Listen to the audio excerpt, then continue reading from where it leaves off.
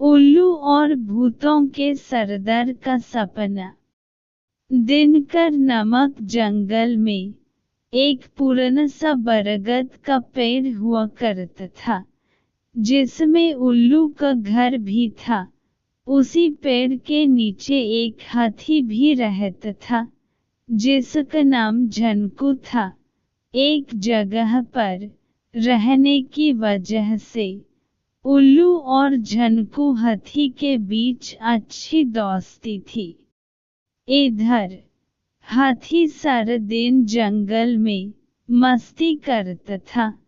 कभी वो गन्ने खाता तो कभी अपनी सूंड में पानी भरता और अपने ऊपर फेंकता। उधर उल्लू सारा दिन सोता और रात होते ही झनकू के पास जाकर ढेर सारी बातें करता था। ऐसे ही दोनों का समय अच्छे से कट जाता था। एक दिन हाथी घूमकर शाम के समय बरगद के पेड़ के पास लौट रहा था। तभी उसने कुछ भूतों को बातें करते हुए देखा। उसने सुना कि भूत आसपास के लोगों को डराने की सोच रहे हैं।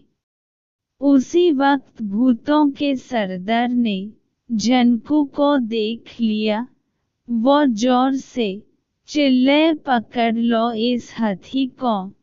कुछ भूत झनकू को पकड़ने के लिए उसके पीछे भागने लगे।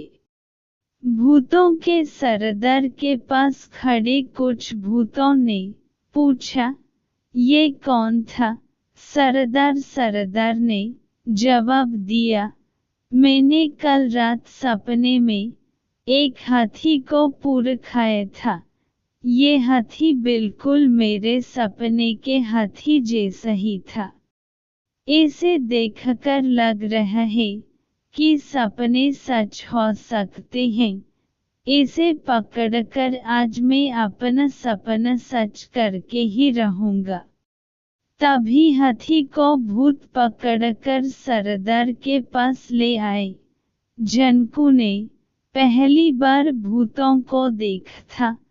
उन्हें देखकर वो डर गया। कंपते हुए झनकू हाथी की तरफ भूतों का सरदार अपना सपना सच करने के लिए बढ़ने लगा। झनकू के हाथ पैर ठंडे पड़ चुके थे। ताकत तो झनकू के पास काफी थी, लेकिन उसे समझ नहीं आ रहा था कि भूतों से कैसे निपटे। उसी समय झनकू का दोस्त उल्लू वहां पहुंचा। चिल्लाते हुए उल्लू हाथी के सिर पर बैठ गया और कहने लगा, आज मेरा सपना पूरा होगा। यही है वो जिसे मैंने अपने सपने में देखा था। हाँ, यही है वो। उल्लू की ऐसी बातें सुन भूतों के सरदार ने पूछा, अरे क्या हुआ है तुम्हें? क्या चिल्ला रहे हो और क्या कहना चाहते हो? कौन यही और कौन सा सपना? जवाब में उल्लू ने कहा कि देखिए, मैंने कल रात सपना देखा था कि मेरी शादी हो गई है। मैंने जिसे अपने सपने में देखा था, उसका चेहरा आपके बगल में जो खड़ी है उससे मिलता है। अब मैं इससे विवाह करके अपना सपना पूरा करूंगा। तभी उल्लू सरदार ने बताया कि वो भूतों की रानी है और तुम्हारा ये सपना सच नहीं हो सकता है। उसी वक्त भूतों की रानी भी चिल्लाते हुए कहने लगी कि मैं एक उल्लू से शादी कभी भी नहीं करूंगी। भूतों के सरदार ने उस रानी से कहा कि चिंता करने की कोई बात नहीं है। यह है ही उल्लू, इसलिए ऐसी बातें कह रहा है। सपने सच थोड़ी होते हैं। मैंने पिछली रात को सपने में इस हाथी को खा लिया था। सच में, थोड़ी मैं इसे खाऊंगा, क्योंकि सपने सच नहीं होते हैं। सपनों को सपना ही रहने देना चाहिए। इतनी बात सुनते ही झनकू तेजी से अपने बरगद के पेड़ की तरफ भाग गया। हाथी के वहां से जाते ही उल्लू ने भूतों के सरदार से कहा, आप लगते तो हैं उल्लू ही, लेकिन बातें और कम समझदारी की ही करते हैं। मुझे अच्छा लगा आपकी बातें सुनकर। इतना कहकर उल्लू वहां से उड़कर बरगद के पेड़ पर पहुंच गया।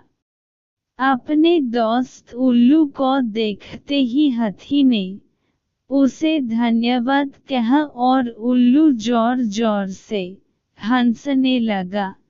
हाथी ने पूछा, क्या हुआ? उल्लू ने कहा कि मैंने भूत की बातें सुन ली थी।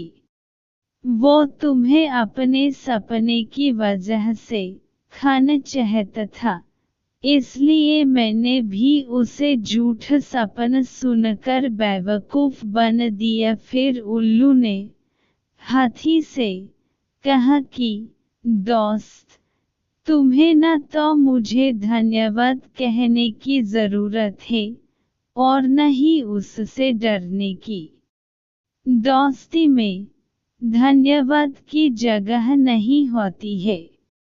तब कहीं जाकर हाथी को राहत की सांस आई और दोनों दोस्त मिलकर भूतों के सरदार की नासमझी पर हंसने लगे। कहानी से सीख, दोस्ती अगर सच्ची हो तो वो हर मुसीबत में आपके साथ खड़े रहते हैं।